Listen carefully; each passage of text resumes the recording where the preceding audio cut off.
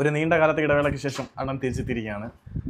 കേരള ബ്ലാസ്റ്റേഴ്സിൻ്റെ താരമായിട്ടുള്ള നിഹാൽ സുധീഷിനെ കുറിച്ച് പറഞ്ഞ് തന്നെ നമ്മുടെ ഒരു തിരിച്ചുവരവ് തുടങ്ങാം എന്നാണ് ഞാൻ വിശ്വസിക്കുന്നത്. നിഹാൽ സുധീഷിൻ്റെ കാര്യം പറയാനാണെങ്കിൽ കേരള ബ്ലാസ്റ്റേഴ്സിന് വേണ്ടി വളരെ മികച്ച പ്രകടനം കാഴ്ചവെച്ച ശേഷം ലോൺ അടിസ്ഥാനത്തിൽ പുറത്തേക്ക് പോയി കളിക്കുന്ന താരമാണ് നിഹാൽ. പഞ്ചാബിന് വേണ്ടി കളിച്ച് കേരള ബ്ലാസ്റ്റേഴ്സിനെ പഞ്ചാബ് പരാജയപ്പെടുത്തിയ മത്സരത്തിലെ മാൻ ഓഫ് ദ മാച്ച് പ്രകടനം കൂടി കാഴ്ചവെച്ചത് നമ്മുടെ നിഹാൽ സുധീഷായിരുന്നു. നിഹാൽ സുധീഷിന് നിലവിൽ 2026 വരെ കേരള ബ്ലാസ്റ്റേഴ്സുമായിട്ട് കോൺട്രാക്ട് ഉള്ളത് കൊണ്ട് തന്നെ അവൻ ഇപ്പോഴും ബ്ലാസ്റ്റേഴ്സിൻ്റെ താരം തന്നെയാണ്. പക്ഷേ വളരെയേറെ പ്രതിഭാദാരിദ്ര്യമുള്ള ഇൻഫ്ലേറ്റഡ് ആയിട്ടുള്ള ഈ ഒരു ടാലൻറ്റ് പൂളിൽ, അതായത് നമ്മുടെ ഇന്ത്യൻ ഫുട്ബോൾ മാർക്കറ്റ് എന്ന് പറഞ്ഞാൽ താരങ്ങൾ വളരെ കുറവാണ്, താരങ്ങളെല്ലാം ഓവർ പ്രൈസ്ഡ് ആണ്. അത്തരത്തിലൊരു മാർക്കറ്റിൽ നിന്നും നിഹാൽ സുധീഷിനെ പോലെ ടാലൻ്റ് ഉള്ള താരത്തിനെ സ്വന്തമാക്കാൻ ഒരുപാട് ക്ലബ്ബുകൾ ആഗ്രഹിക്കും. അത് സ്വാഭാവികം തന്നെയാണ്. അത് തന്നെയാണ് പറഞ്ഞു വരുന്നത്. നിഹാൽ സുധീഷിനെ സ്വന്തമാക്കാൻ ചില ISL ക്ലബ്ബുകൾ ആഗ്രഹിക്കുന്നു.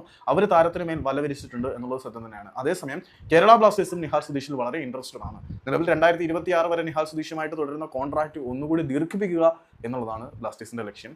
അപ്പം നിഹാൽ സുധീഷ് ബ്ലാസ്റ്റേഴ്സിൽ തന്നെ തുടരാൻ തന്നെയാണ് സാധ്യത. ബിസിനസ് ലക്ഷ്യം വെച്ചിട്ടാണോ എന്ത് തേങ്ങ ലക്ഷ്യം വെച്ചിട്ടാണോ എന്നറിയില്ല. നിലവിൽ കേരള ബ്ലാസ്റ്റേഴ്സിൻ്റെ ക്യാമ്പിൽ നിന്നും നിഹാലിൻ്റെ കോൺട്രാക്ട് എക്സ്റ്റെൻഡ് ചെയ്യാനുള്ള നീക്കങ്ങൾ തന്നെയാണ് പുരോഗമിച്ചുകൊണ്ടിരിക്കുന്നത്.